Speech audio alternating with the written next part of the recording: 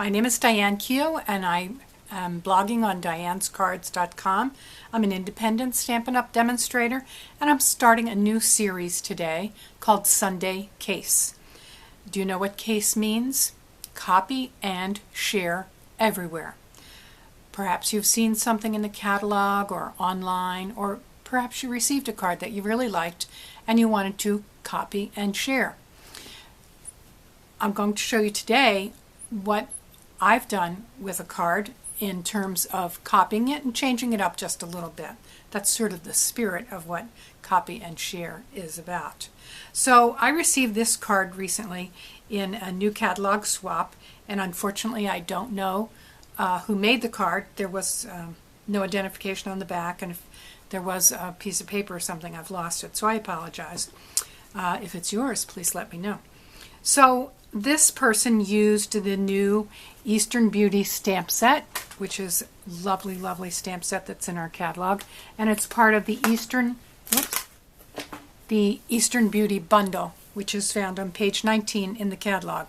So we're going to use some of the designer paper, this stamp set, and some of the cardstock that goes with it. So the person who did this had a card base that's Dapper Denim, and then a layer that is Tranquil Tide, and she used that here as well, and some designer paper here from the Eastern Palace Designer Series paper, and a piece of Very Vanilla here. So what I've decided to do is stick with some of the same things, but change up the colors a little bit. And so I'm going to start, as she did, with a base of the Dapper Denim, and then the next layer is going to be, for me, not the green that she used, but I'm going to use Lemon Lime Twist. And this piece of paper is 4 inches by 5 1/4. So that will go on next. And then I'm going to put that aside. And for this piece, this stamped piece, which is 3 3/4 by 5, I changed it up a little bit. I used Fresh Fig and the Lemon Lime Twist. Lemon Lime Twist, just as I did with this layer. On her card, she used Lemon Lime Twist, Tranquil Tide, and some Dapper Denim. So I just used, I did use 3 colors, but we'll see. So this is how I stamped. I used almost the same stamps. In fact, another card I made, I used the exact same stamps, but I used different colors. So that will be the basis for the next layer. And then the next piece is a piece from the Eastern Palace Suite, the Designer Series paper, and this is 1 1/4 inch by 5 inches. So we're just going to put that right at the bottom. And then I'm going to take a piece of the Tranquil Tide ribbon. I love this ribbon. It's so nice and soft and easy to work with. And I'm going to line it up in the middle, just between those. I have a little bit of tear and tape there. And then I just generally use glue dots back here. But you can use snail or whatever you like. And this ribbon, you can actually put the adhesive on if you want. Not all ribbons make that easy. So I'm just going to wrap this around on this piece.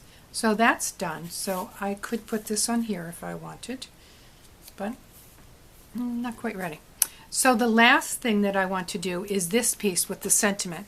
So I'm going to use the Fresh Fig ink and the same sentiment, Let's Be Friends Forever. I certainly have some people that I would like to send that card to. So I'm going to stamp it on a little leftover piece of Very Vanilla. And I should have a foam mat under there, but this seems to be working just as well. And then I'm going to use a punch that is 1 3/4 inches. That works. Okay. Sometimes you get surprised. And then for the piece that's going to go around behind it, I'm actually using Dapper Denim, and I'm going to use a 2-inch circle punch.